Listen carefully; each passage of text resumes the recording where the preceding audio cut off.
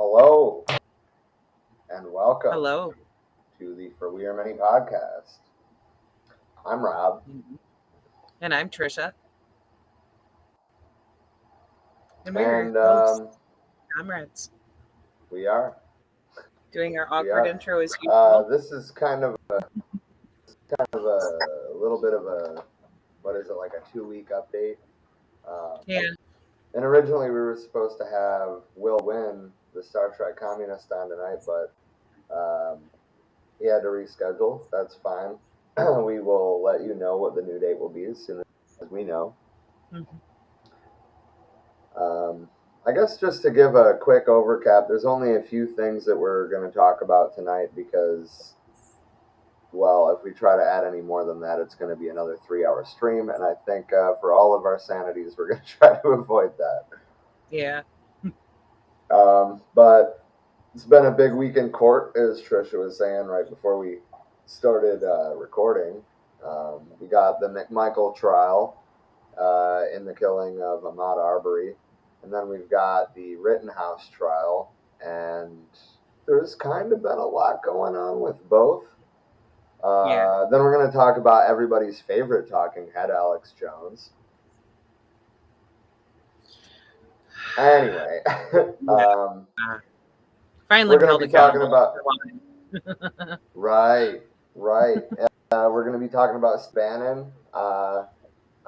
My headline for that, what I wrote down was, "We're taking down the Biden regime." That's an actual Bannon quote, everybody. As he was being taken away by the feds. Yeah. Yep. And then I wanted to talk about this low-key general strike. We recently talked about how August had the highest rate of people quitting their jobs in history. And if I remember correctly, that broke July's record. And now September set the same record. And once the numbers are crunched from October, I'm sure we're going to see the same thing. But yeah, we'll dive a little bit more into that, and we're going to talk about a pretty cool online summit that Hampton Leftist has been putting on, the General Strike Summit. But I guess first things first, we're going to circle back to the McMichaels Trial. And the reason that we wanted to talk about the McMichaels Trial first instead of the Rittenhouse Trial is because the Rittenhouse Trial is everywhere. There is a lot to talk about in that, too, don't get me wrong, but nobody's even talking about the McMichaels Trial. Right. And the few that are trying to blame the victim and call it the Arbery trial. Arbery is not on trial. If Arbery had gotten a trial for trespassing on property, then, nobody would probably even know about the case. But the reason why we know about the case is because he got a death sentence from local yokels. Yeah. Plain fucking simple. Absolutely. And was this today? No, this was last week. We haven't talked about the McMichaels Trial at all yet. So, we kind of have a lot to catch up on there. And if we miss anything, it wasn't on purpose. This will not be the last time we will be talking about either of these trials. Anyway, so a Glynn County Police Department detective testified last Tuesday in the McMichaels Trial, fuck you CNN, that Gregory McMichael told him he never saw Arbery commit a crime. So Doesn't why that did he and his son feel that Arbery deserved a death sentence? That's admitting guilt right then and there. Just saying.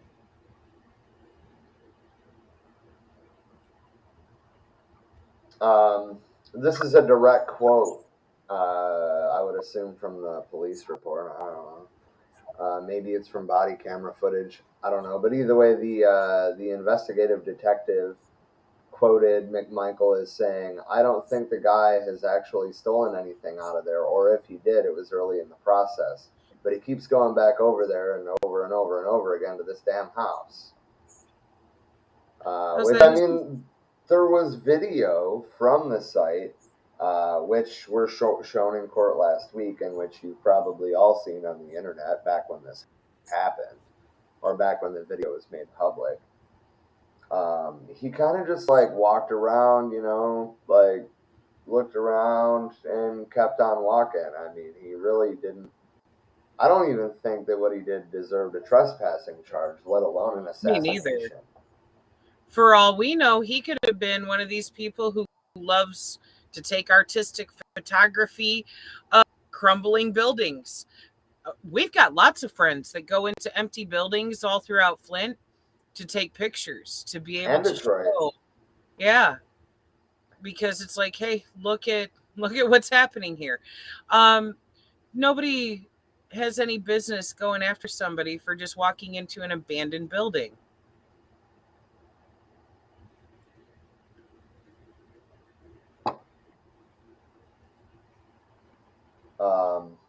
He also testified that Greg McMichael discussed various crimes, including break-ins, burglaries, etc., because he's a thug, right? He must be. He's black. But he suspected Arbery of all these crimes, but provided no details, no contact information, no anything. He also said McMichael used his son's phone to call 911 and said if Arbery had stopped running, they planned to hold him, but he did not use the words arrest, citizen's arrest, or detain, or say what Arbery would be arrested for. So their entire defense basically fell apart right off the rip. Right. And I do at least have hope for a positive outcome in that case. But anyway, the homeowner who called 911 about people at site in the months before Arbery's killing testified that he did not ask the McMichaels to help secure his property. So, I mean, there you have it, ladies and gentlemen. They were not acting on the behest of the homeowner like they, tried to imply initially. Right. And if it's abandoned, what is there to secure? Nothing. Right. But I have a video for you guys that might just irritate the shit out of you. Yeah. I'll let the video The speak least. for itself. I was gonna talk about Right. it, but I'm also Just gonna play preempt. a video after that of the judge's response to this bullshit. Right. This douche canoe about to My speak understanding, is well, a defense attorney. Right. I was cross-examining Investigator Lowry yesterday. Oh, That the Right Reverend Al Sharpton managed to find his way into the back of the courtroom. I'm guessing he was somehow there at the invitation of the victim's family in this case. And I have nothing personally against Mr. Sharpton. My concern is that it's one thing for the family to be present. It's another thing to ask for the lawyers to be present. But if we're going to start a precedent, starting yesterday, where we're going to bring high-profile members of the African-American community into the courtroom to sit with the family during the trial in the presence of the jury, I believe that's intimidating, and it's an attempt to pressure, could be consciously or unconsciously, an attempt to pressure or influence the jury. Obviously, there's only so many pastors they can have. And if their pastor's Al Sharpton right now, that's fine, but then that's it. We don't want any more black pastors coming in here, or other Jesse Jackson, whoever was in here earlier this week, sitting with the victim's family, trying to influence a jury in this case. But I think the court can understand my concern about bringing people in who really don't have any ties to this case other than political interests. So I'm just going to cut it there because you got the point. The point is, you said, we don't need any more black pastors coming up in here. What? Right, he's a racist douche. And I mean, you even see the judge, like, kind of, like, adjust himself in his seat, take off his glasses, and look at him like, the fuck did you just say? Right. Like, what the fuck made you think that was wise to say at all? Oh, wait. And I mean, based on that, I thought the judge was going to blow up. But surprisingly enough, he kept his cool, but still, very sternly said, we've talked about this more than once, and I'm done talking about it. Right. Put the motherfucker in his place for sure. The appropriate response the judge should have in that moment, not like the response you would expect from the judge in Rick's case, where that defense attorney would have totally gotten away with that. Yeah. We'll get to that when we get to the jury selection in the Rittenhouse We will case. indeed. Yeah. Oh, man.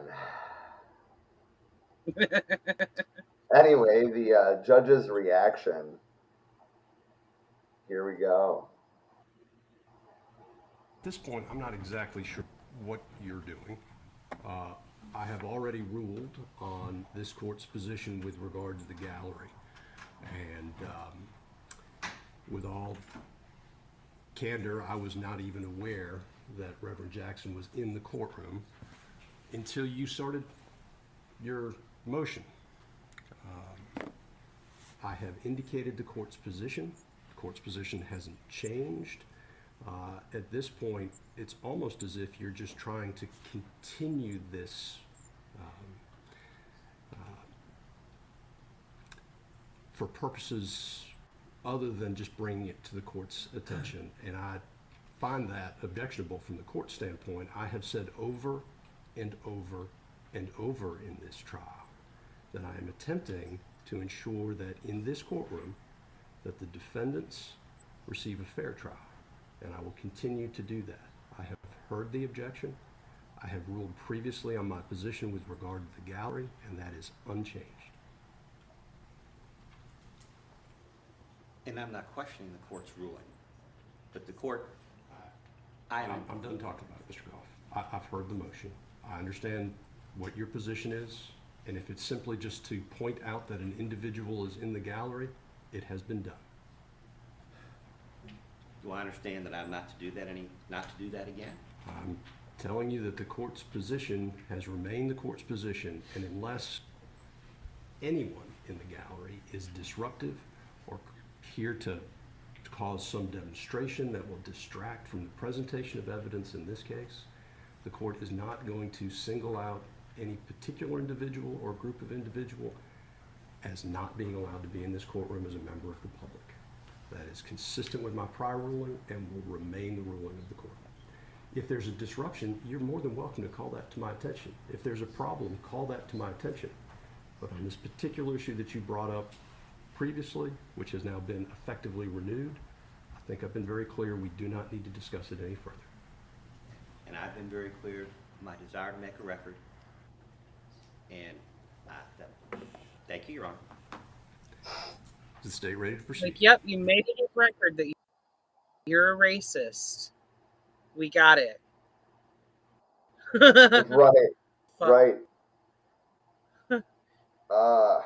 Dude. I hate What that the fuck? dude. Like, I mean, he's like all rubbing his hands together, like skeevy. That's a skeevy motherfucker. Right. Like, for real though, what's with the, you know, like, Am I what to are you even doing understand over that I'm not to there? do that again, Your Honor? Right. Like, quit Dude, just sit twisting down your and shut hands, you up. manipulative piece of shit. Sit the fuck down with your stupid racist fucking bullshit that doesn't belong in any court of law. Like, sit the fuck down. Motherfucker. I'm It's glad the just judge was kind of wild, right? right. Like, you could see And even I mean, I also like face. how He like wanted to say slow. when you started your bullshit, but he paused when you started your motion. Like, And like also the further into it he got, it was like every sentence was quieter than the last. uh-huh. No, Like, make we've sure you're talked about it. listening. We're done. We're done. Fuck. Man. That's the judge that needs to be presiding over Rittenhouse's case. And I know, we'll get to that. I'm just saying, for fuck's sake. I think we're about there. There's still quite a bit of testimony to hear in the McMichael trial. From what I understand, there is one piece of evidence today that I do want to share to your screen. Okay. Um, Is it the shirt? it is, yes. I typed in Ahmaud Arbery's shirt, and that was a terrible idea. I mean, there's some that are like justice for Ahmaud Arbery, but oh, Gotta okay. Most of them are actually pretty positive, but I saw one that wasn't, and I assume they were all that way. well, you know. The pundits like Fox News gotta put their 2 cents on it too. I know, right?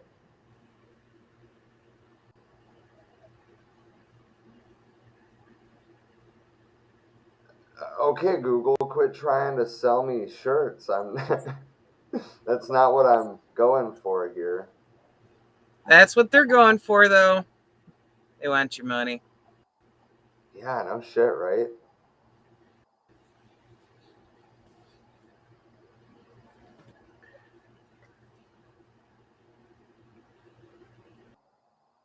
Well, it was showed. It was shown for the first time today, I believe. Why can I not find it?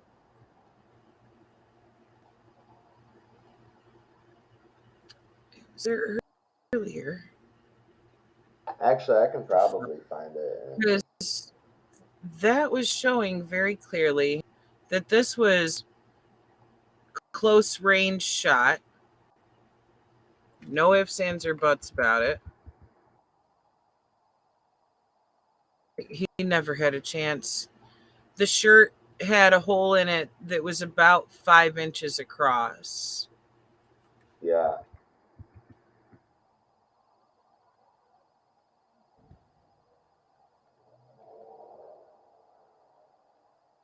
Man, our group chat's been pretty active today, huh? Yeah, extremely. Okay, it was Sean King that shared it, but give me a second. I brought up a really. I try to zoom in and it makes like the buttons bigger, but it doesn't make the picture bigger. That's so dumb. Hold on, I'm just gonna go to Sean King's Facebook and pull it up. Um, yeah, besides getting shot, there's some footage here that was released a few days ago by the prosecutors showing that Mr. Bryan tried to hit him 4 times with his car. So, give a Right. second, I'm going to pull that up too. Because it's like they were trying extra hard to kill this man.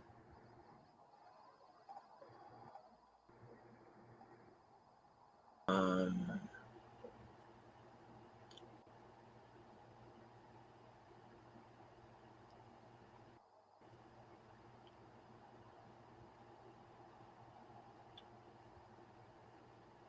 You see that though?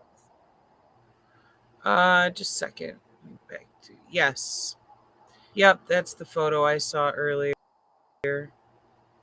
Yeah. It's absolutely mind blowing.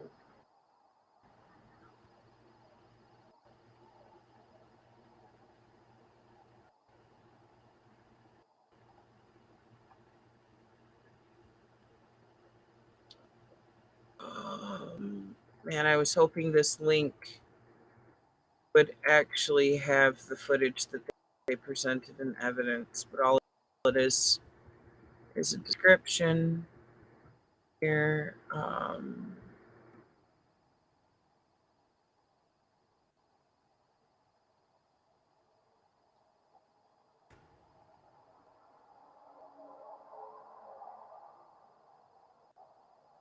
There's a problem here too that this is a nearly all-white jury.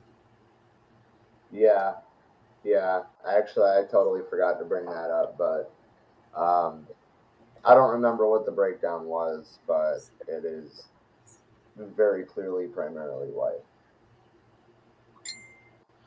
Says here they didn't simply follow Mr. Arbery.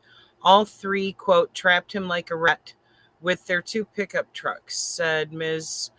Dunikowski, using the elder McMichael's own words. That's how he had described what they did to him. She is the lead prosecutor in the case.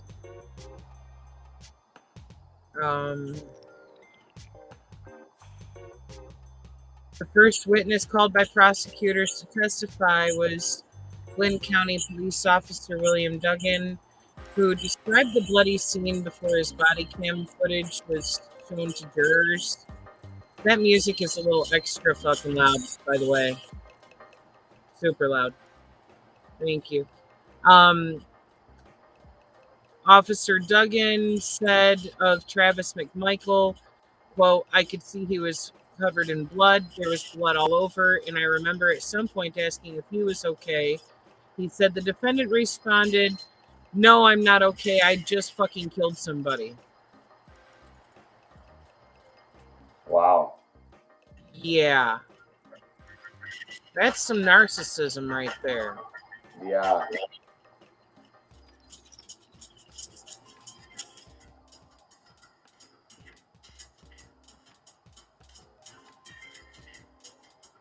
Okay. Well, this doesn't have the footage I was looking for, but if we are able to get our hands on that. Oh, and the breakdown of the jury is 1 black juror and 11 white jurors. I couldn't remember if it was 1 or 2, but yeah, it's terrible. Yeah. That's sure making sure that the defendants have a jury of only their peers almost. But what about jury of the peers of the victim?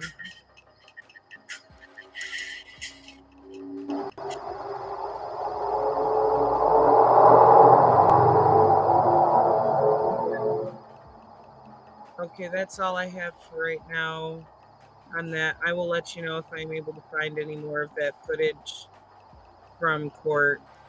There doesn't seem to be as much actual coverage of the court footage available for this case as there is for like the Rittenhouse case, and I don't know why. I don't either. That being said, we didn't. I don't think, at least I didn't, expect it to be so difficult to find information about the McMichael trial. It should be every bit as everywhere as the Rittenhouse trial is. Right. For fucking sure. Speaking of the Rittenhouse trial, I guess since we don't really have anything else about the McMichael trial, which, by the way, we recorded this yesterday. If something happened today that we didn't talk about in the McMichael trial, blow it up in the comments, tag us. We'll, Right. we want to discuss it, especially considering that we there hasn't been much media coverage about it at all. Right. Um, but yeah, onto the Rittenhouse trial. Um, it became pretty clear pretty early on that the judge was biased as fuck, right? In I'm going Rittenhouse's to give case. you, Yeah. yeah, sorry. In the Rittenhouse case, that the judge was biased as fuck, and I have a video from jury selection. Um, I'll just let the video speak for itself. Right on.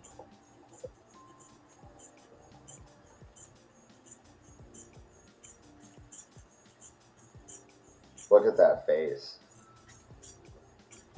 Kyle Rittenhouse is set to go on trial next week for murder. The teenager killed 2 people in Kenosha, Wisconsin during protests last year in the aftermath of the Jacob Blake police shooting. Now, what has a lot of people paying attention this morning is a pretty controversial decision by the judge in a pre-trial hearing, as there were some ground rules set that the prosecution is not happy with. The word victim is a loaded word. And I think alleged victim is a cousin to it. Let the evidence show what the evidence shows, and if the evidence shows that any or more than one of these people were engaged in arson, rioting, or looting, then I'm not going to tell the defense they can't call them that. I'll cut it off before the CNN talking heads. Right.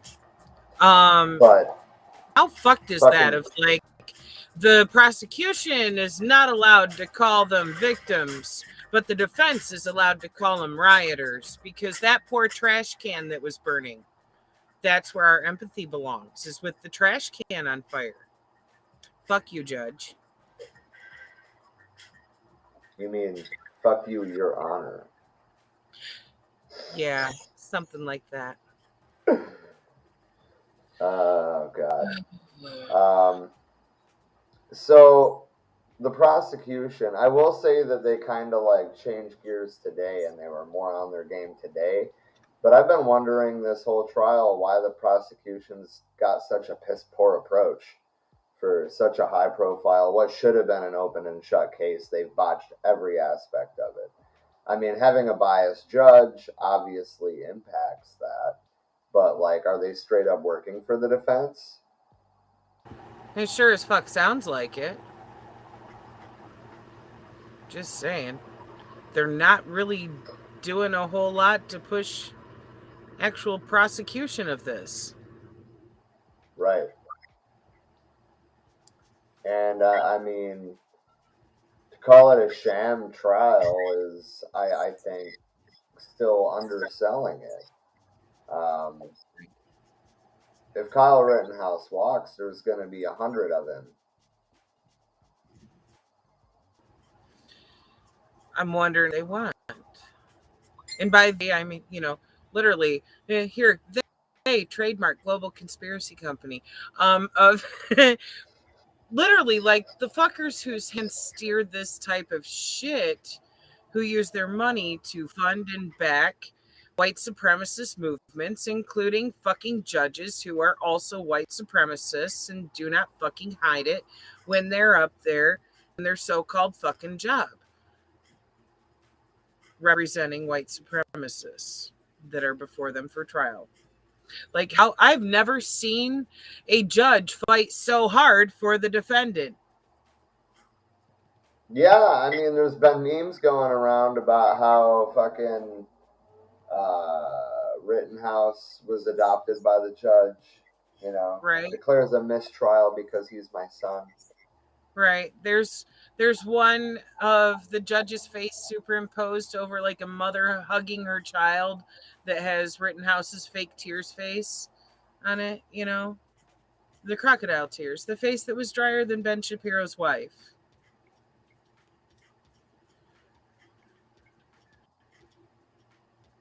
I mean, that being said, there has been some pretty good memes.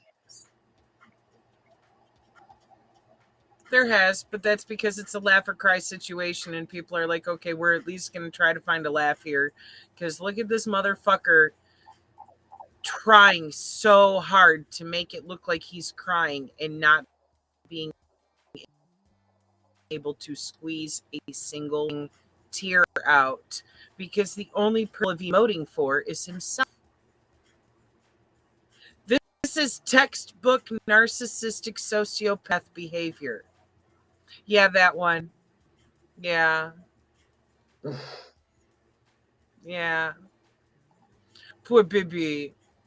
Like the difference between the look on his face when he's at that bar right after being released and bragging to his friends about how he just got done killing some protesters versus that look he's making in the courtroom trying to You mean fucking that? You mean that look?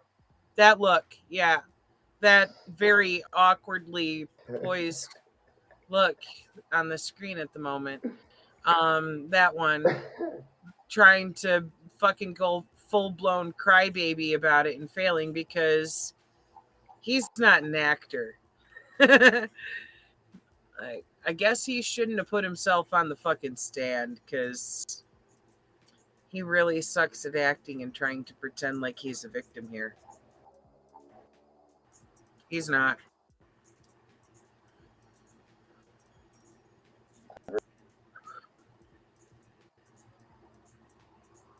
Um,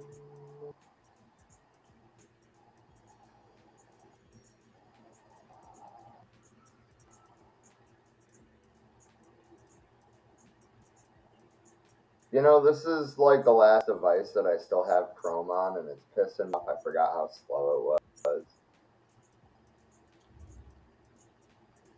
Oh my goodness.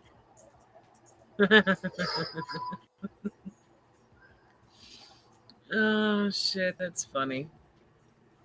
And yeah, he's not an academic. Yeah, I shared that one earlier too. I can even hear it in the character's voice. I can't remember his name right now. Yeah. Shit. He's like, I'm a medic. You ain't shit. I'm honestly surprised I haven't seen one of him dressed as Cartman, like respect my authority. No, but I have seen Cartman licking his tears. Yes. Those tasty crocodile tears. They're non-existent though. Yeah. So there's been a couple editorial pieces about the bias in the Rittenhouse trial, but there hasn't been much from mainstream media other than editorials or opinion pieces about the bias of the judge in the Rittenhouse trial. And that's infuriating. Yeah. So it's like, why is there not more focus on this? This should be cause for this case to be heard in front of a different fucking judge. What the fuck? Like, we haven't talked about this trial yet either. Hold on.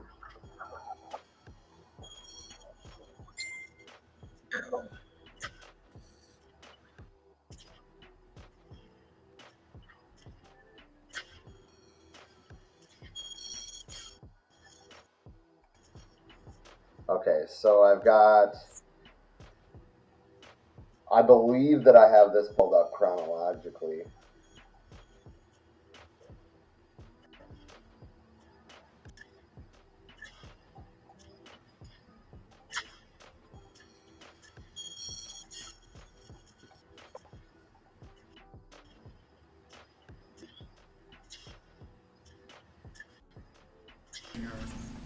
He's either forgetting the court's rulings or attempting to provoke a mistrial in this matter.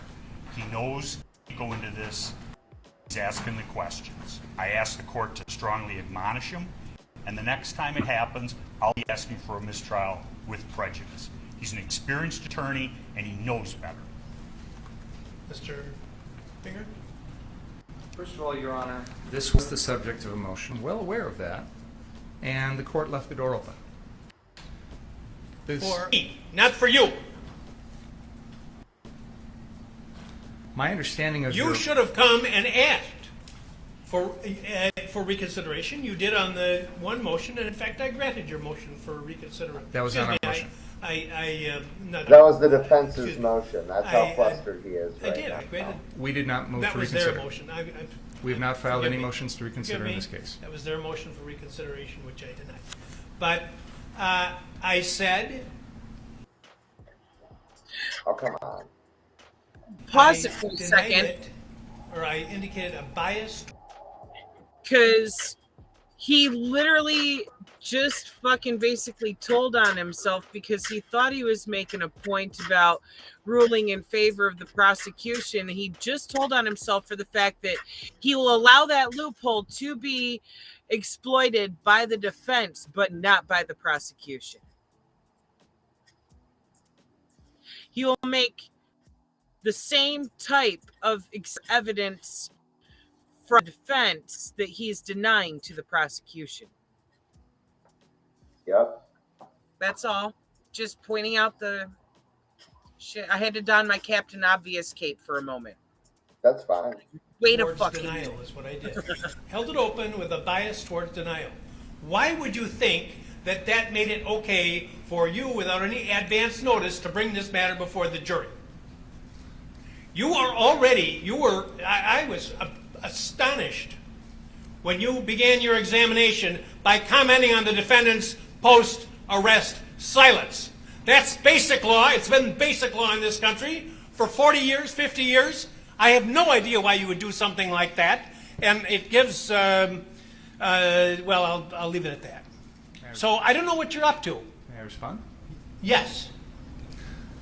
We filed an other acts motion on this exact issue because, in my mind, and I argued this, it is identical to what was going on the night of August 25th, in the sense that the defendant was using this exact same weapon. He was using it in a manner to try and protect property. No, he wasn't. Your Honor, with all due respect, I'm not going to rehash the motion. That's absolutely untrue. No. Your argument's of record. My comments are of record, and why I ruled as I did is of record. There's nothing that I heard in this trial to suggest anything's changed. Even if you're correct in your assumption that you know more than I did at the time, you should have come to the court and say, I want to go into this.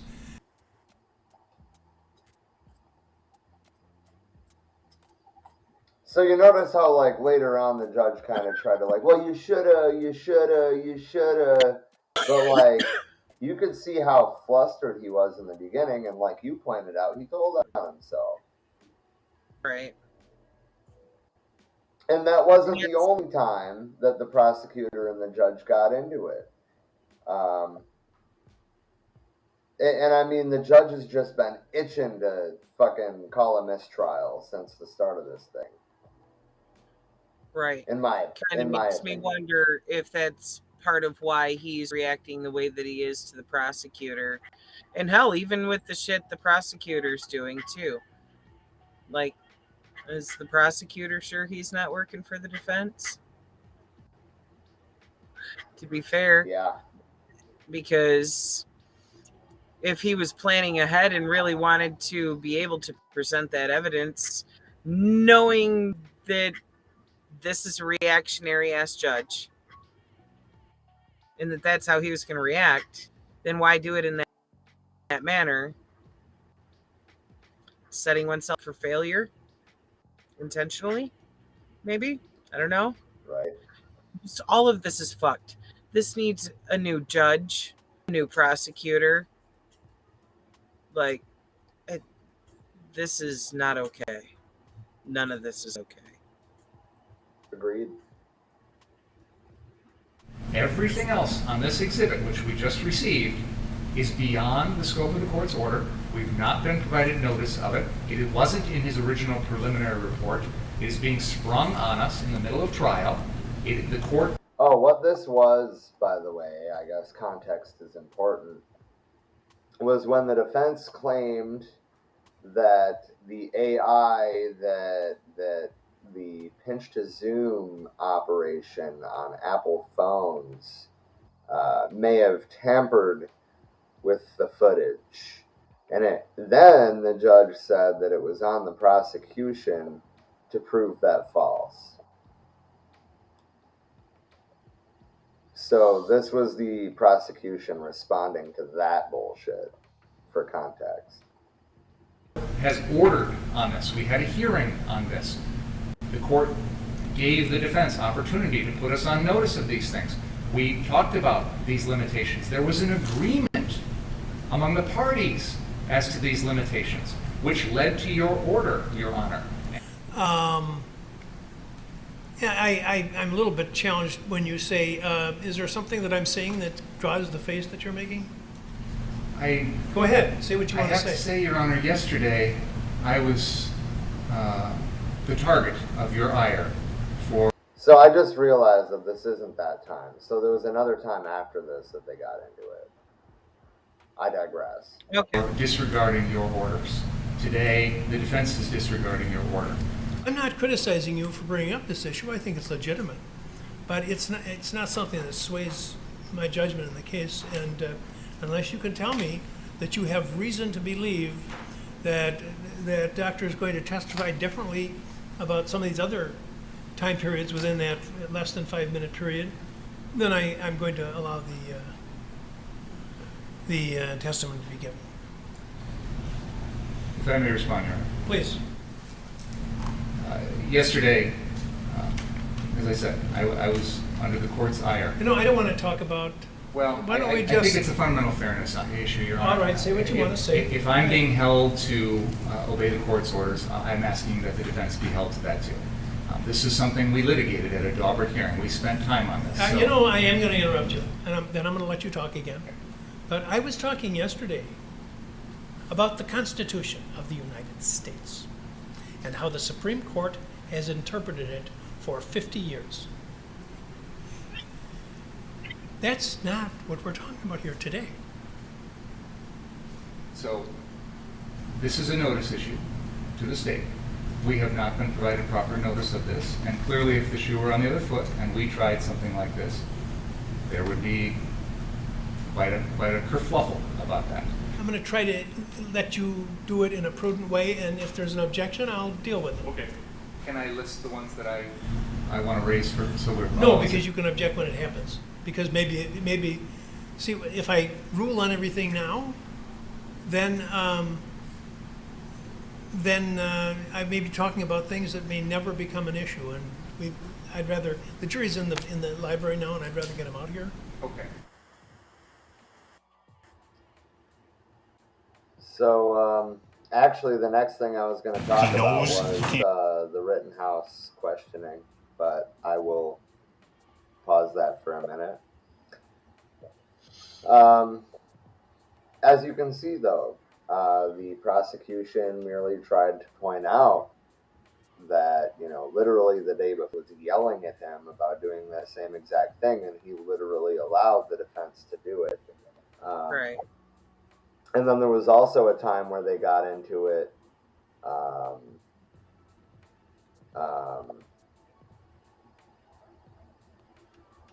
about the pinch to zoom thing. And then, I still can't believe the judge said that was on the prosecution to prove. It was the defense's claim, and it's not backed by anything. I'm wondering what they were trying to get at with that. Do they think that using pinch to zoom on an iPhone is going to magically put on a Kyle Rittenhouse face filter on anybody in front of the camera? Well, no, but what the defense said was that they didn't know how the algorithm that Apple's pinch to zoom feature works, because it does fill in the gaps, right? They're right about that, but it uses an algorithm to scale the image. That's all it is. It's not Right. fundamentally changing anything. It's not filling in gaps. Not Well, in it the is filling in gaps, that but not in that sounds. manner, right? Right. It's not But just yeah, I mean, and it's something to just put crazy. there. I've never heard of anything like that being allowed by a courtroom, let alone with the burden of proof being put on the prosecution. Like, prove that this asinine theory isn't true. And it's like, wait a minute. They can't even be a theory without any evidence for it. Why aren't they having to prove that it does alter that? And what are they trying to prove with that? Because, like I said, it's not like you can't clearly tell that that is Kyle fucking Rittenhouse on the footage.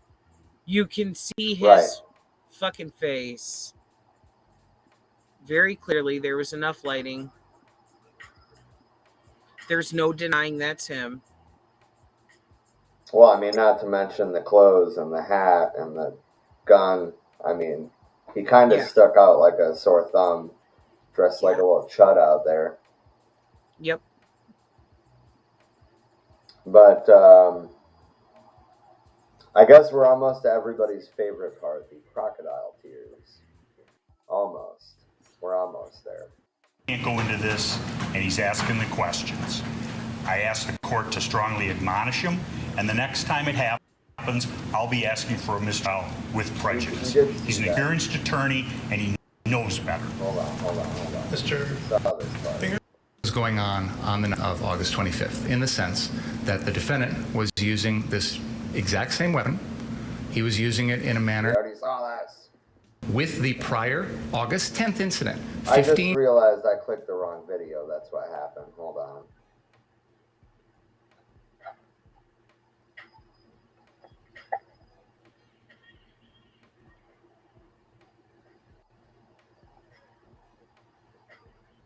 Take two.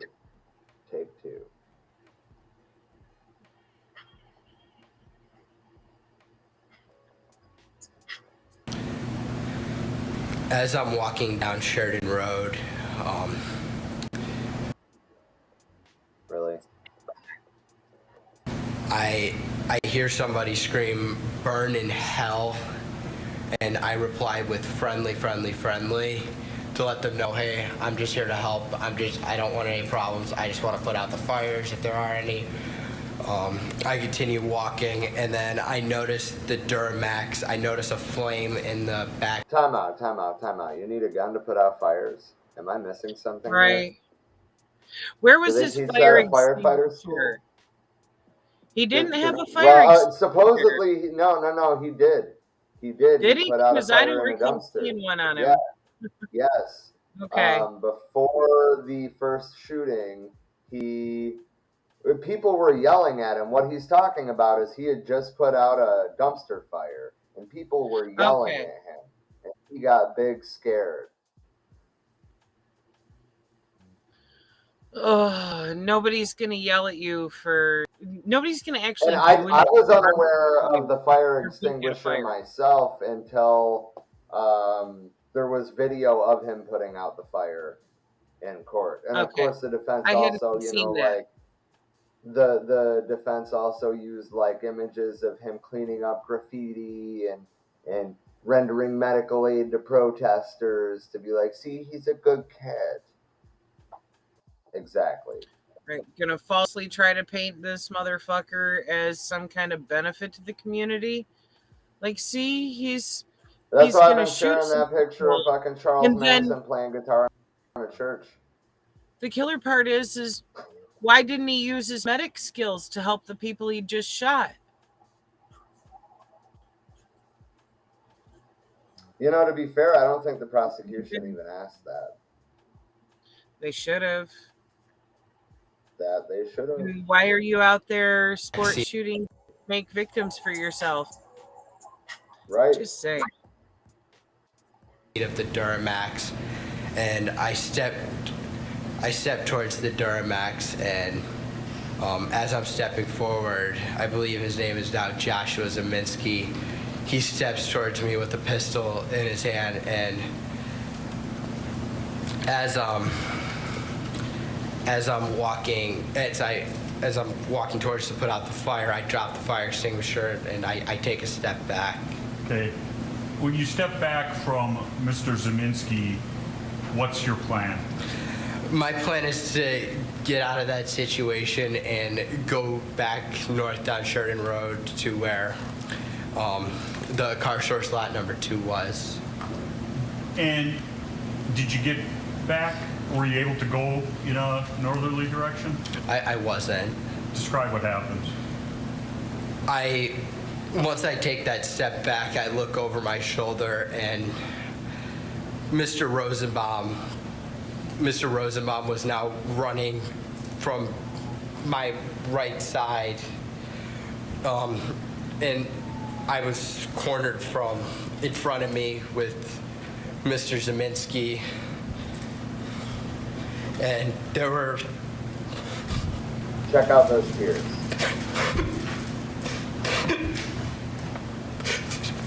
There were 3 people right there. Take a deep breath, Kyle.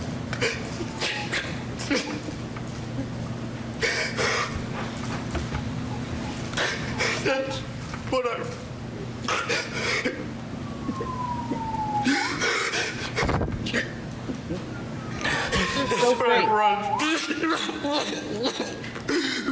Does it not sound like a kid who's like upset that his mom told him to go to bed?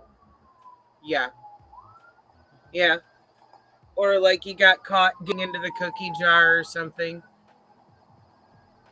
Like, you took a person's life. Stop trying to pretend like you're a victim. You're not traumatized from somebody running and throwing a bag, a plastic grocery bag with an empty Gatorade bottle in it in your direction. That landed about 20 foot shy of you anyway. Right.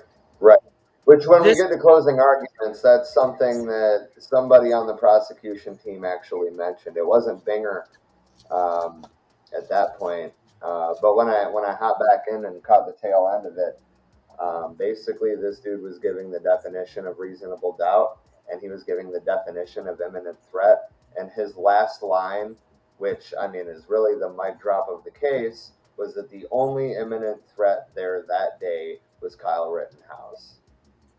And then he walked away from the stand. But yeah, I don't think we need to see any more of that. We get the point. I wonder at this point if they have like a recap of the closing arguments.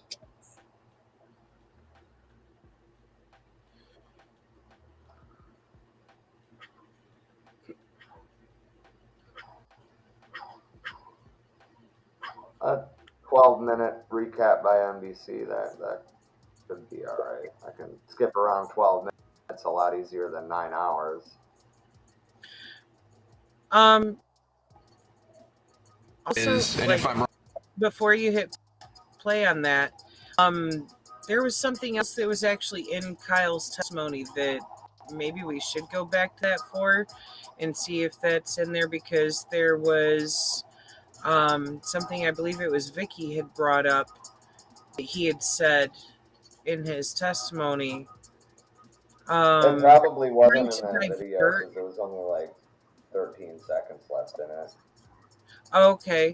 He was trying to divert away from himself with when the prosecutor was asking him, do you think the people you shot feared for their life when you pointed your gun at them? And the only thing he would say is, well, I feared for my life. And he's like, I get that, but I'm not asking that. Don't you think the people you shot, do you think they were fearing for their life? Well, seeing you point a gun?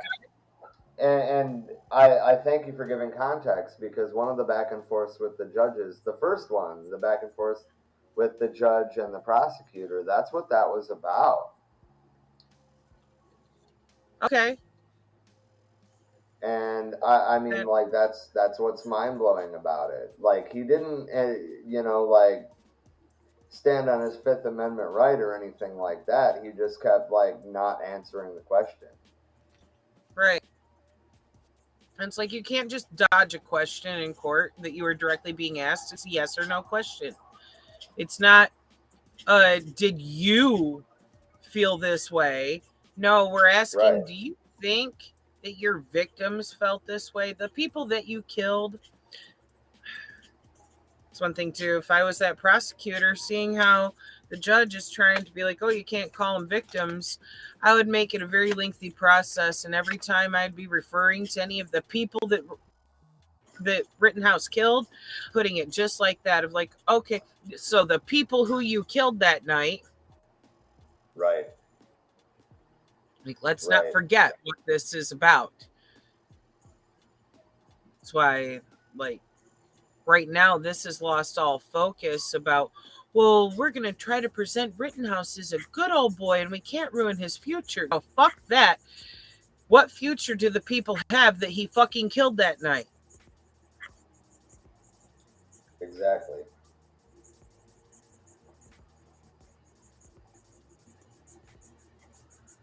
I'm wrong, but I think that is what the law requires. I guess I'll argue with you and then I'll hear the rest of what you have to say. You know, attention span, as you know, you speak to juries all the time. If I am reading the self-defense instructions 5 times, I would expect to lose the audience rather rapidly. There have been many discussions about this count. I'm not going to rehash everything. The state disagrees with the interpretation the court has established. We do not believe this jury instruction is appropriate. We do not believe that the exception or affirmative defense, or whatever you want to call it, was properly raised. If the barrel length is less than 16 inches, or an overall length less than 26 inches, then I'll deny the motion. If it does not meet those specifications, then this defense motion will be granted. It is not a short-barreled shotgun or a short-barreled rifle, yes.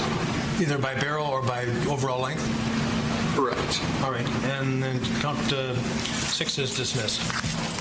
The information contains 6 counts of charged unlawful behavior against the defendant, and to each of these he has entered a plea of not guilty, which is a demand that the state prove every element of each crime beyond a reasonable doubt. Count 6 is no longer part of your consideration. That was the firearm charge. The state must prove by evidence which satisfies you beyond a reasonable doubt that the defendant did not act lawfully in self-defense. The law of self-defense allows the defendant to threaten or intentionally use force against another only if he believed that there was an actual or imminent unlawful interference with his own person, and he believed that the amount of force which he used or threatened to use was necessary to prevent or terminate the interference, and his beliefs were reasonable. If you decide unanimously the defendant did not commit the greater crime and was acting lawfully in self-defense, I've got myself into a mid-sentence and I don't like it. But the jurors are never told to actually discuss self-defense except in the context of charged offenses. And what I was about to say to the jury and decided I better talk to you people beforehand. Was or was not acting lawfully in self-defense? Well, let's say if they decide the elements are there, but he was not acting lawfully in self-defense, they're done. Then they find him guilty of the charged crime. I think what the court was originally proposing is telling the jury that if you're unanimous on the charge count one way or the other, then you go no further. I like that. That's not the law. If you're unanimous on... So, for example...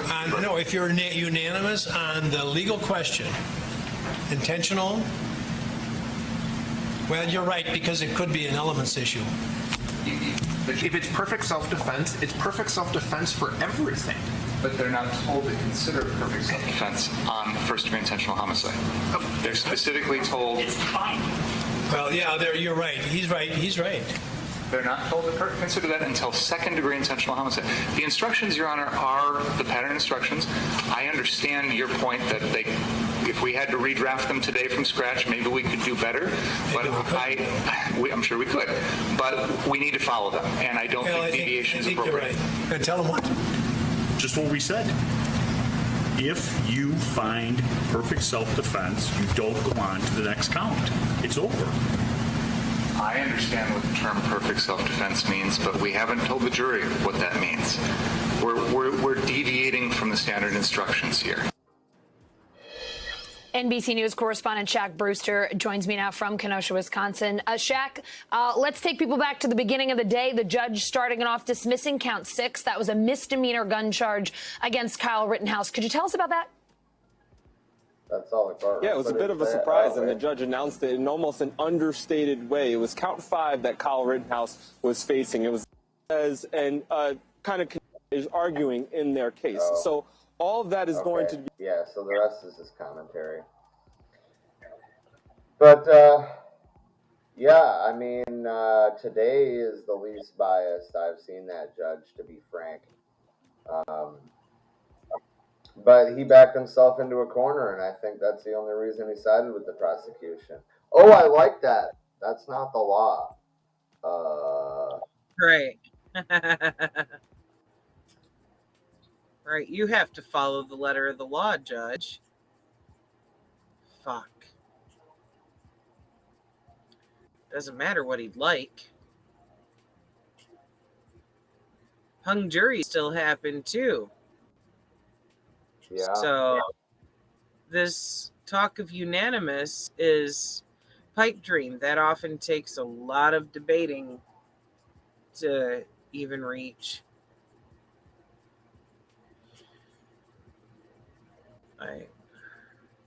I would not be surprised if the jury is out for days. Yeah, that's what I was saying. I mean, I know that we're recording this Monday night, but I seriously doubt that there's going to be any sort of results tomorrow. There's too much of a clusterfuck going on here. And things that they need to take in context of how the judge even reacted to the shit. Like,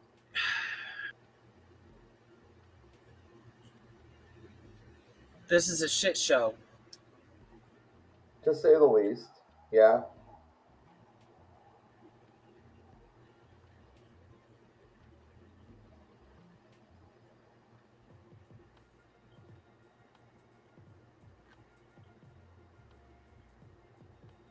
Finding anything else good in those court clips? Yeah, I have one more. The mic drop moment, basically, I'm just trying to figure out where it starts. Gotcha.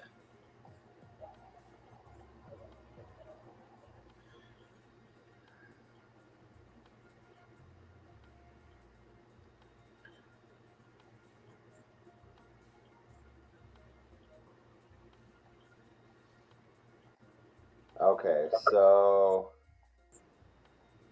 I'm having a hell of a time getting it to drop in where I want it, but I'm going to go ahead and do this now. And then this is the last thing I have about the Rittenhouse trial. Again, that really wasn't an issue at all until the defendant lied about it. I kind of came in at a weird spot. I apologize for that. Now, Exhibit 84, this is another video that Mr. Armstrong did in his 20 hours of work. And this shows the chase. That's you see him. Ahmaud does his. I'm gonna let it buffer for a minute. I thought turning the quality down would help, but. See the defendant slowing down, seemingly preparing to shoot. And look where that first shot is. Go back one more, play it one more time. This is the zoomed in image that will eventually was shown. Look how far he's not reaching. He's being shot in the hip and falling. And he goes immediately to the ground, and the defendant sees fit to keep shooting at him, although he poses absolutely no threat. Again, 4 feet for all of the gun, not for Mr. Rittenhouse himself.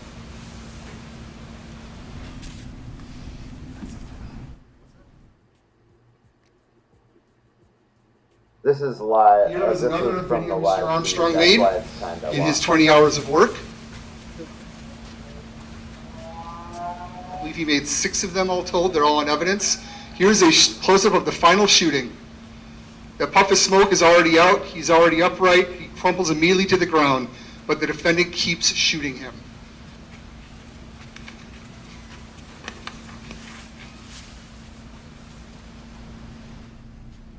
So did Mr. Rosenbaum turn and get shot in the back that way? No, he was even less of a threat. He was falling face first on the ground with his hips shattered. So yes, he was shot in the back, and he was killed by a shot in the back, and it was the 3rd or 4th shot.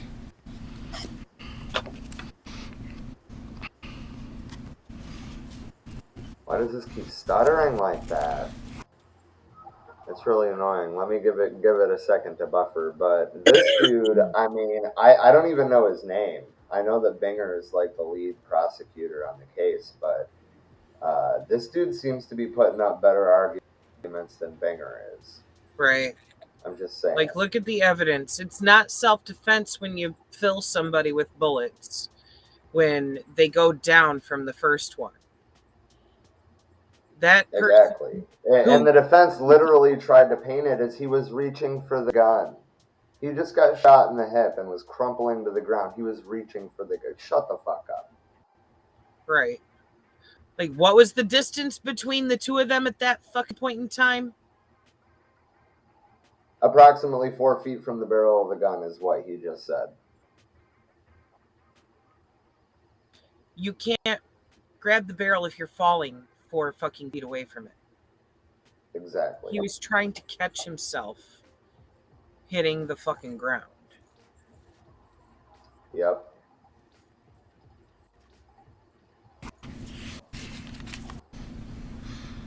Attorney Richards indicated that Nick Smith called the defendant. Nick Smith did not testify to that. He was never asked. We don't know who or who called the defendant to go to that scene. And despite the fact that there's this madman out there who's such a threat and who's going to kill the defendant, he just saunters down there all by himself. No problem. He's not scared. This threat, if it even existed, was not taken seriously. He's a babbling idiot, as Mr. Lukowski said.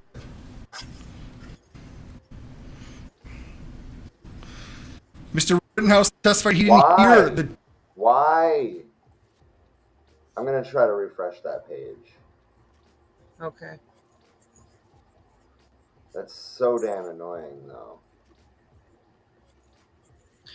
I want to know why the prosecution didn't ask Rittenhouse while he was on the stand, who the fuck called you to come down to this location? Well, I believe they did, and that's the thing, is that nobody did. And the person that he claimed called him testified that he did not call him. That was the owner of the property in question, correct?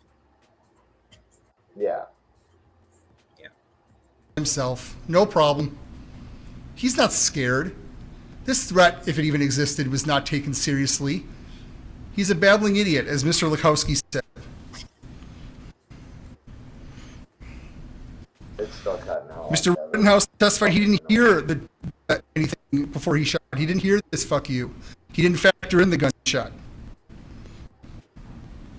Let me see if taking the quality down more does it. But this is kind of ridiculous. Usually I don't have internet issues like this. Right. There is no evidence that Mr. Huber did anything towards that evening.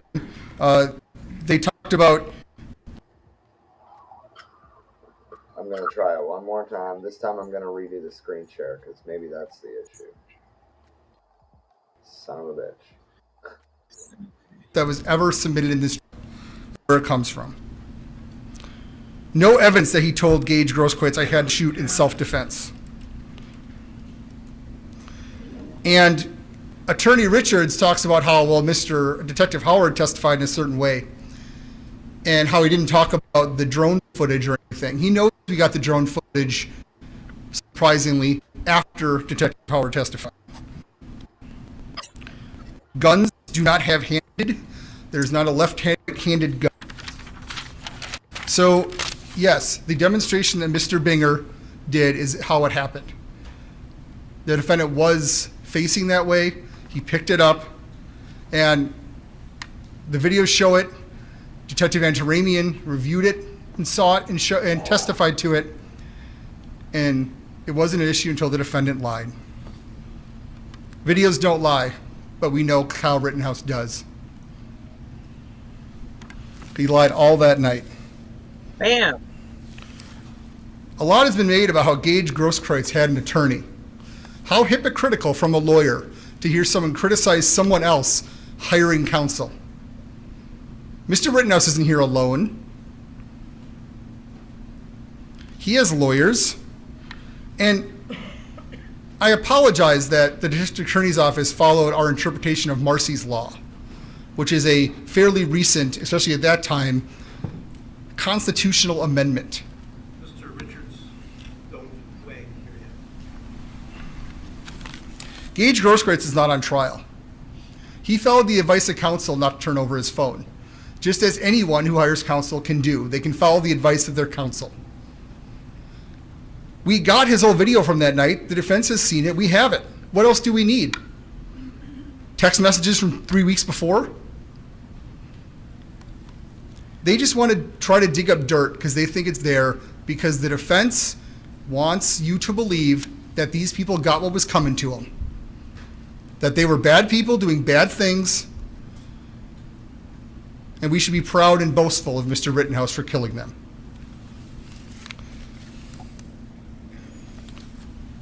Gage Grosskreutz testified what he heard, that he heard, I didn't shoot anyone, and Gage Grosskreutz acted on that.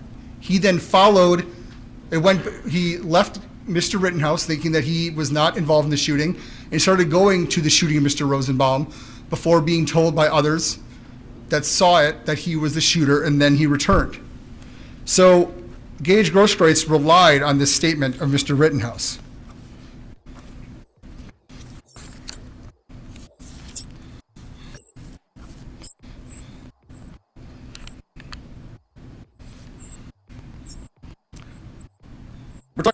We're talking about a rush to judgment.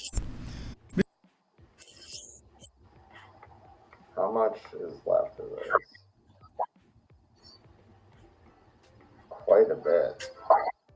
Okay, so what I'm looking for is probably up around here. Then obviously, but videos. You get the point. He just goes up there and he checks his little list as he goes the whole way. Just like, nope, fuck you, that's a lie. Fuck you, that's a lie. Fuck you, that's a lie. Like, down his whole list. And the ending I thought was the best part, and that's ultimately what I wanted to show you guys. He's had that shirt in his head for some time. Whether it's COVID, this is all pre-vax, as we know. Whether it's tears, whether it's fire, whatever it is, he's using it to protect his face, not as some evil plan to get Kyle Rittenhouse. Talking about how Rosenbaum had his face covered. They're setting this fire, and they begin walking down Sheridan. There's no evidence that they knew he was coming. There's no evidence that they had any plan to get him. I'd submit to you that the Zeminskis and Mr. Rosenbaum were doing what they were doing all night. They were going to go bash that Duramax or start or stoke a fire. Kyle sees this, and then he runs onto the scene. That's clear in the FBI video. He runs onto the scene. He puts down the fire extinguisher. He raises up his gun. Mr. Rosenbaum yells, "Gun, gun, gun." Why else would he yell that? It's very possible that while he was yelling friendly, friendly, friendly, he's doing so while holding a loaded AR-15 at the Zeminskis. Right. Mr. Rosenbaum was going to chase him out of there to end the danger. And Mr. Richards boasts that, something along you won't do shit, motherfucker. Well, Mr. Rosenbaum was wrong. Oh, that's an attaboy right there. Way to kill someone unarmed. You won't engage them.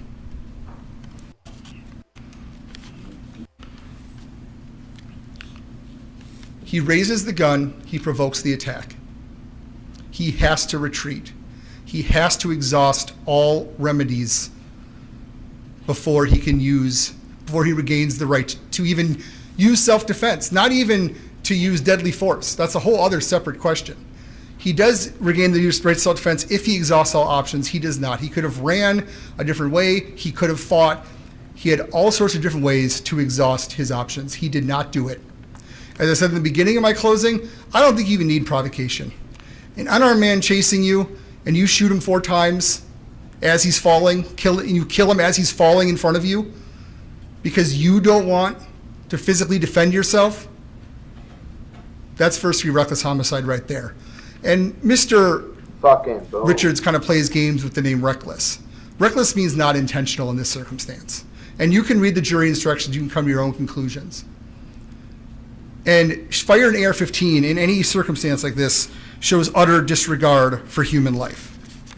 There's no other explanation for it. If you're shooting an AR-15 at close range of people, you have no disregard for human life. That's not really in any dispute. I want to leave you with this. The meaning of reasonable doubt. I'm going to read portions of this instruction. Obviously, you'll have the whole instruction. The term reasonable doubt means a doubt based upon reason and common sense. It is a doubt for which a reason can be given. A reasonable doubt is not a doubt which is based on guesswork, speculation. That's what the defense is asking you to guess what Mr. Rosenbaum was doing, to speculate what Mr. Rosenbaum was doing, to speculate and guess what Mr. Huber and this unidentified man were doing. No, because he killed 2 of them. All we can look at is the evidence and see him standing pretty much straight up, or exactly straight up, when he was shot in the hip and immobilized. A doubt which arises merely from sympathy or from fear to return a verdict of guilt is not a reasonable doubt. The defense's whole case has been trying to stoke sympathy for Mr. Rittenhouse and showing how everyone else was just a terrible person. Every life counts. Every life matters. If people did bad things that night, they could have been prosecuted. It's not up for Mr. House to be the jury and eventually the executioner. I hate that this is so choppy like that. Right. But I just want to reiterate what he just said, that regardless, that does not, they could, if there was bad people doing bad things that night, they could have been prosecuted. That does not give Mr. Rittenhouse the right to be the judge, jury, and executioner. Yep. A reasonable doubt is not a doubt such as may be used to escape the responsibility of a decision. There's a lot going on in this case. We all know that. We all knew that from the day we walked in on November 1st. But this verdict should be about what the facts are and what Mr. Rittenhouse did. That's what the 12 of you who go to deliberate. Why does it keep doing this? Oh my God, I've got the quality set all the way down. I don't have any extra open shit open. Will go and decide. You are the fact finders. You decide what is beyond a reasonable doubt. You decide what he is guilty or not guilty of from this menu of options that you now have.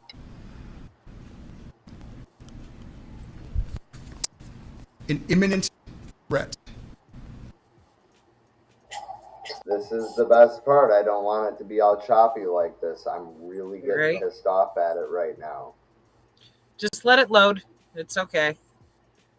Well, I mean, that's the thing. I mean, like, it only loads like this much.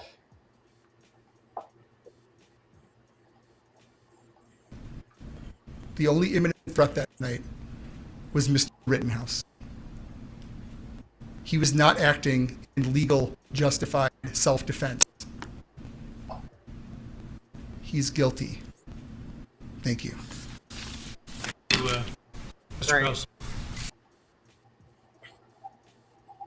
That's fucked up. As soon as I ended that screen share, the last little bit of the video played perfectly fine. Ooh. Oh, that made me The mad. fuck. Anyway, the point is, But the yeah. only imminent threat was Kyle Rittenhouse.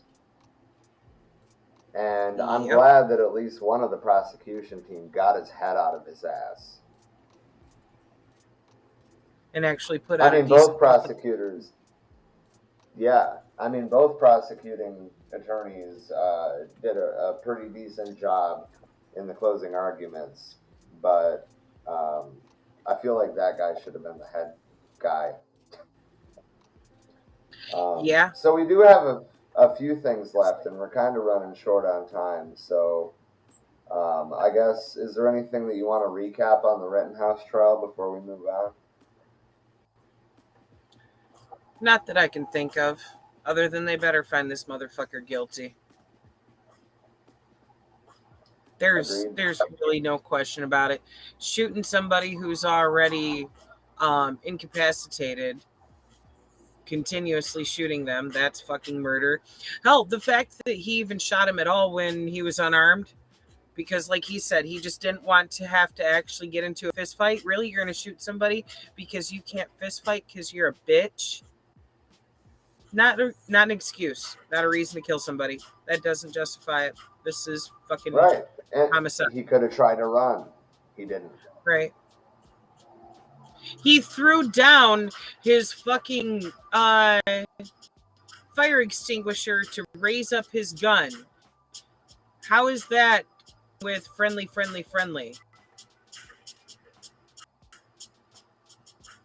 If he really just wanted to put out the fire, he would have left his gun sack and going towards the fire with the fire extinguisher and actually shown them that he wasn't a threat. But the fact is he was. He wasn't there to put fire out. Clearly.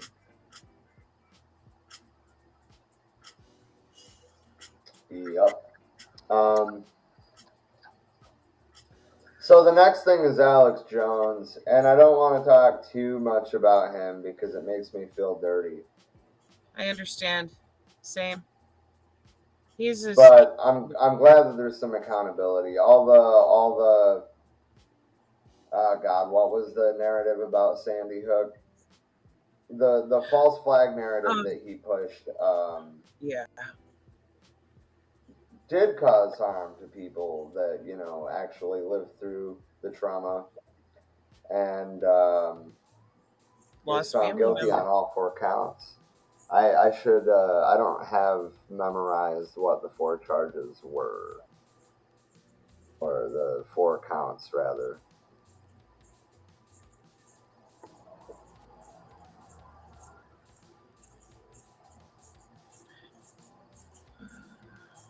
I'm pulling it up right now. Okay.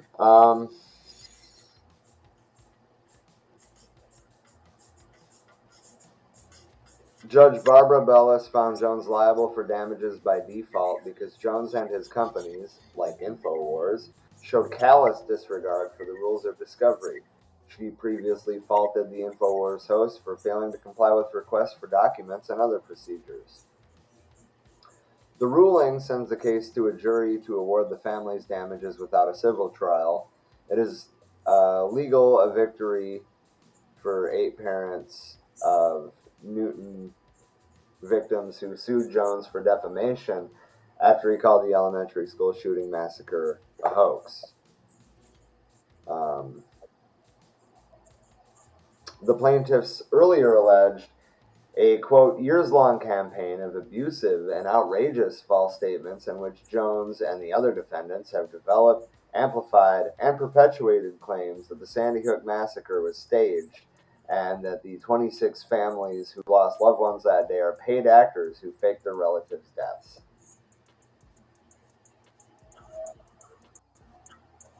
What?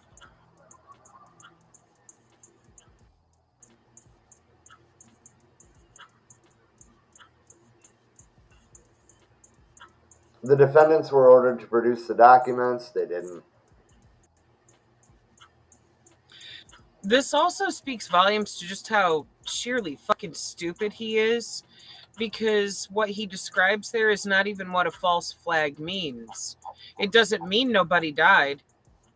at all. It just means it was planned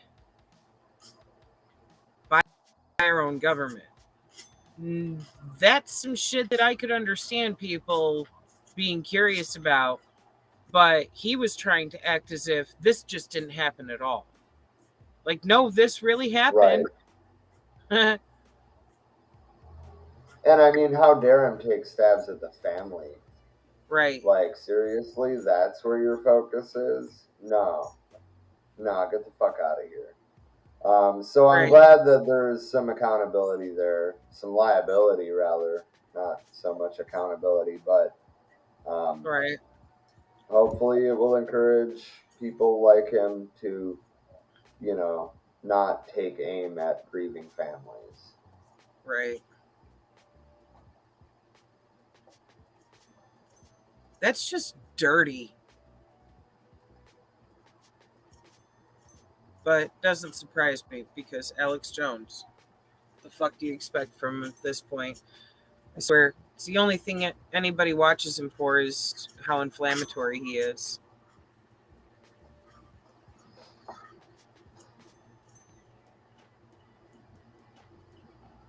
Speaking of inflammatory, what you got on Bannon?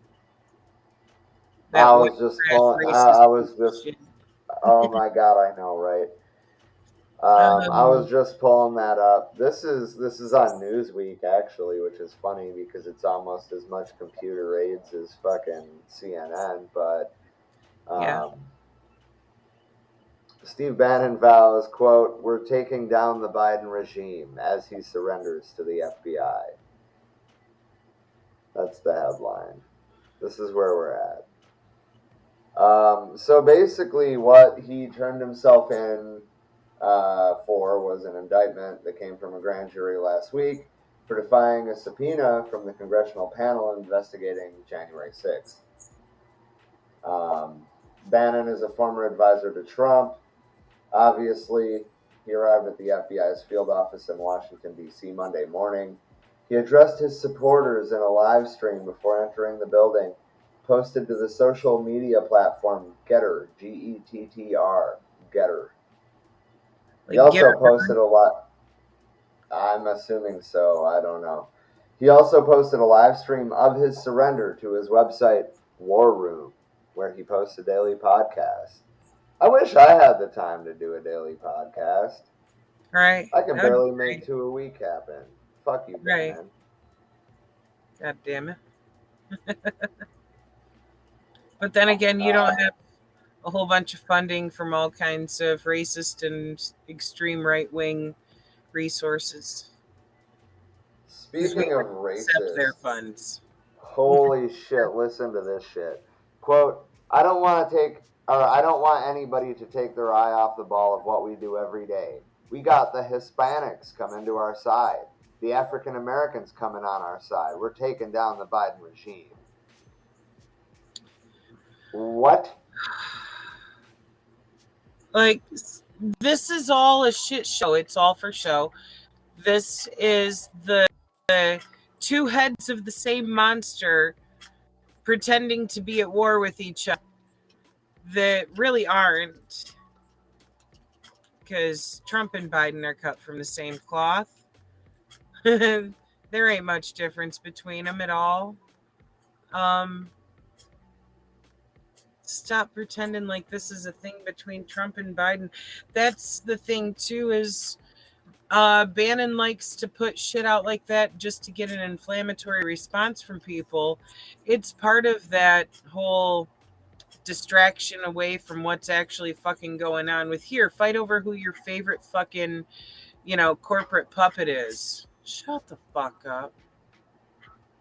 Agreed.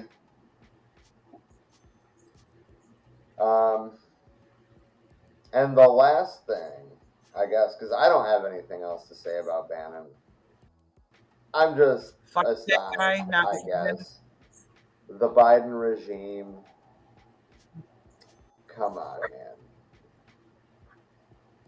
He knows that word regime is going to be inflammatory to his listeners. That's all. Yeah. But yeah, that look on your face kind of said it all. Like, fucking really? Can't you do better than that? But look at who this is. Do either of us really expect better of him than that? No. No. On January 5th, he said, all hell's going to break loose tomorrow. But it wasn't pre-planned. Yeah. Yeah. We only got merch, but it wasn't pre-planned. Yeah, not at all. So the last thing is this low-key general strike that we keep, talking about. Saving so the I best believe, with the best. yeah. And I mean, honestly, I don't have a whole lot to say about it that we haven't already said. People are sick to death of being underpaid, overworked, and treated like shit. And they're not going to fucking do it anymore. And more industries are jumping on board with the fuck this situation. The great resignation is what the mainstream press is calling it. I mean, I think it's fairly accurate, actually, compared it's to not the bad. labor shortage that they were calling it prior. Right, because it's not a labor shortage, it's a wage shortage. It's a respect shortage. It's a survivability shortage. Yeah. And I love that everybody's being like, fuck your shit, because it's gotten too fucking far when so many people are like, fuck this, I can't survive on this and I'm busting my ass. Why should I bother? This is exactly what we need to put those motherfuckers in their place. Like, no, you can't get away anymore with trying to get people to come let you exploit their labor for shit wages and barely be, surviving, let alone thriving. Thriving isn't even fucking, within grasp anymore. Hasn't been for a long time. Unless you're one of the exploiters. Who wants to be that? Again, dirty.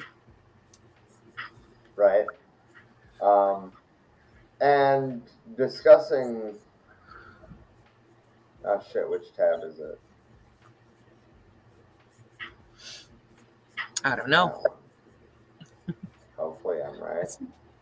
I am right. Your hands at your screen. There you go.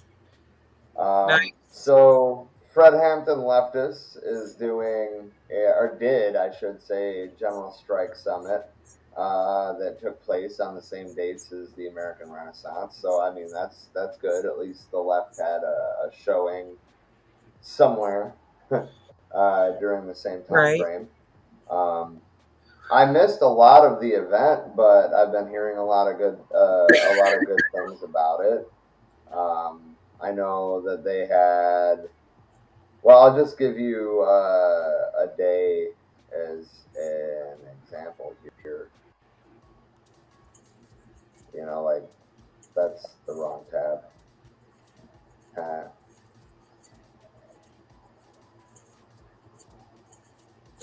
Let's see if this is the right one. Yes. Okay. So, as you see, like it's in 1 or 2 hour blocks for the whole day. They had Brianna Joy Gray. She was Bernie's first campaign manager in 2020, the one that got fired for not playing nice with Biden or whatever. Right. But, clinics on strategies for a general strike, lessons from the past, capitalism's harmful effects on development, mutual aid society. This sounds a whole lot like something that we would put on, doesn't it? Like if we had the resources to do that. Yep. So I think that in the future, all of us, not just us as a podcast, but all of us need to be on board with the General Strike Summit. And we need to be building mutual aid in our communities right now, because we're already in a low-key general strike. We're already in climate chaos. We're already in political instability. We're already in supply chain issues. We need to be able to take care of each other. And that's pretty much all I really have to say about a general strike.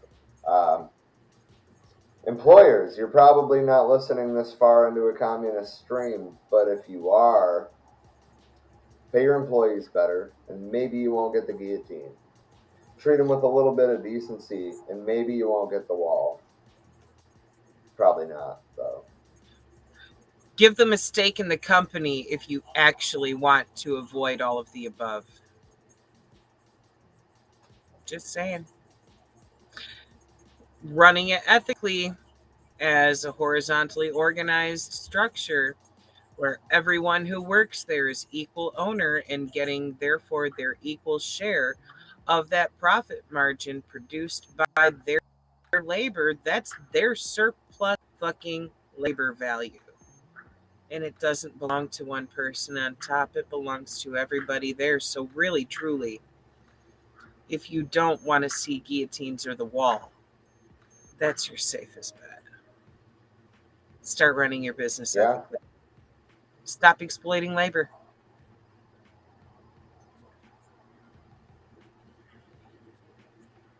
Agreed. I don't really have any reflections or anything. But I do want to ask a question of the people in the comments. Do you like it better, or do you think it would work better for you guys if we do the current event stream as its own thing and have guests on for their specific things on a different day? Right. I mean, it would kind of free some things up, and it would definitely help us keep more up to date if we did it on different days. But I mean, if you guys are able to only make one stream a week, I would like it to be, the main stream or whatever. So I'm just looking to see what you guys think of it. Indeed. And on that note, there's a pretty husky dog that wanted to say hi. Hi, Doom. Say hi. Look, over here. Over here. And now there's a baby dog over here too.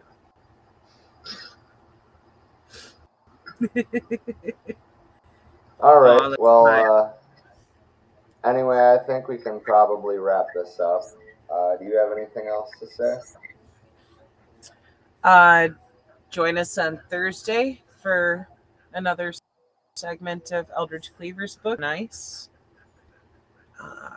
And Wednesday, be sure to check out Zach's stream. That's Bread Theory. And I can't remember now for the fucking life of me which book he's in right now, and he told me multiple times. I know it's about anarchist communism, but I don't remember the title of the book either. Yes.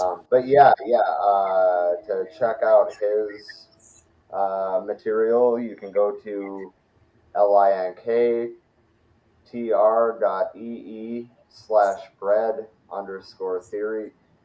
He does a weekly permaculture stream. He does theory streams, and he does viewer's choice sometimes. It's all good. Speaking of which, I know Trisha and I had discussed amongst ourselves a few times whether or not we should want to even do something like this. But the second annual Lefties Awards are coming up, and the idea pretty much isn't necessarily to say, oh, this is better than this, or you should only be listening to that. But the idea is to expose people to other leftist content. And there was a lot of good stuff nominated this year, honestly. I know that we were nominated for a couple, actually. We'll have to wait till the awards show to find out if we won any, but I know that we were nominated for Best Facebook page, Best Leftist Facebook page of 2021, and Best Leftist Facebook group of 2021. So thank you for anybody who nominated us or voted for us. Pretty cool to see on there. Badass. Yeah. I was surprised when I saw that. Like, oh, cool. Because the group that we got that nomination for was the education one. And so, wow, dope. Like, people are digging all the theory and history and, And sometimes shit posting. Yeah. There's got to be a fair amount of that. Because, again, shit's laugh or cry situations that we're discussing here. Occasionally we need to laugh. Amen to that. But yeah, that being said, we haven't done one of these calls in a while, but if you are interested in what we do and you happen to be a writer or an artist or a musician or really anything, if you want to come on the podcast and talk, if you want to stay behind your keyboard and write articles for the website, the point is that we can find stuff that you can help with, even if you only have an hour or two a week. You know, like we're just, we could do so much more if we had a little bit of help. That, and you know, even though you and I are communists, like this is a pan-leftist association we have going on here, you know. Yeah, I mean, yeah, we've had a few anarchists on, including Brandon recently. Yep. I don't know if Daryl is an anarchist or a communist, but he's one of the two, right? or somewhere in the middle. But yeah, I mean, like we're definitely trying to build coalitions. We're trying to build other left media as well. If there's something that you see that's going on that's not being talked about in the media, take a video and send it to us. We will be happy to include that. I mean, that's the whole point, is finding the stuff that's kind of glossed over by the media, or things that the media has shit takes on. That happens a lot. That's 80% of what this show is. Like, did you hear the dumb shit CNN said, or did you hear the dumb shit that Fox said? I mean, right, because there's no real left perspectives being kicked out there on mainstream media. So it's like, you know, that shit's inherent to these conversations even fucking happening. Typically, we bring an ethical stance to it, you know, that sadly is missing from most neoliberal thought. Agreed. And the only other thing that I wanted to say, because I've been thinking about it a lot today specifically, because I've seen a couple posts about it today. But you know, like there's only so much that we can do online. You know, like obviously we're here for the education. We're here for the discussion. We're here to figure out what we need to do. But at the end of the day, we need to be organizing in our communities. And I mean, I know I can get better about it too, but at the end of the day, that's what we're trying to encourage all of you to do. You know, whether it's a John Brown Gun Club or a fucking Young Patriots group that's under the Rainbow Coalition umbrella, or the Communist Party or the Socialist Rifle Association. I mean, honestly, I don't care if you're in the community and trying to make a difference. That's what I'm talking about. At the end of the day, nothing that we talk about on these streams would matter at all if people hadn't gone out into the world and put these thoughts into practice. Right. It takes both. Praxis without theory is blind, and theory without praxis is empty. Not my words. Yeah. Loose quotation there. But I believe that was Kwame Nkrumah. I'd have to look it up again. That sounds right.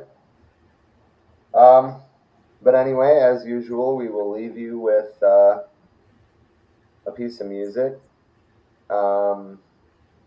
And of course, I'm always going to give the encouragement, go to our website if you want. You can create an account on there. You can comment on there. We can cut Facebook out of this equation as much as possible. We're also on YouTube for We Are Many Podcast. And we're on podcast platforms, obviously. Most of the time, the episodes are up at the same time, if not, you know, the following morning as the stream itself. So, you know, if you're at work and you can't, you know, tune in on Facebook or YouTube, that's fine. Pull it up on a podcast platform. Put your little earbud in. Or don't put an earbud in, you know, just put it on your Bluetooth speaker for everybody to hear. Right. Yeah. Maybe it's next time. Yeah. That's all I got, though. Indeed. Thank you for joining us, and we will see you Thursday. Good night. Yes, indeed. Yeah.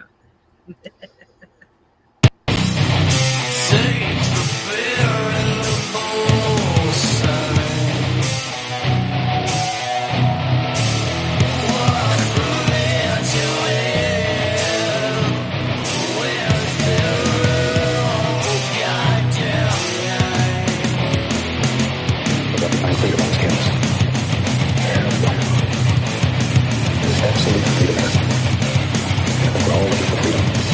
Here's what I know. Didn't matter when they sold the devil guns. Didn't matter when they played us strike. Didn't matter when they stole your mother's son. Now everyone's out of their mind.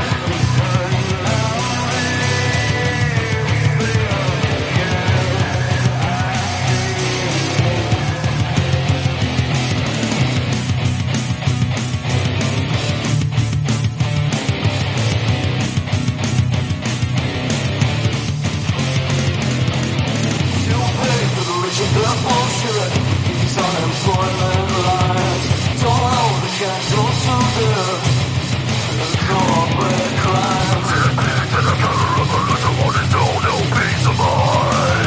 Any element that matter is the one who's more better than your grandkids here to joy.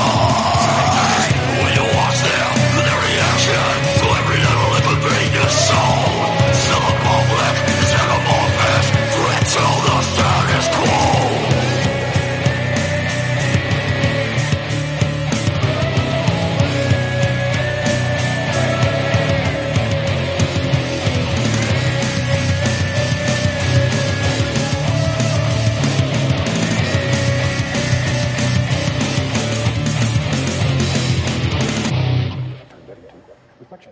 We don't make mistakes.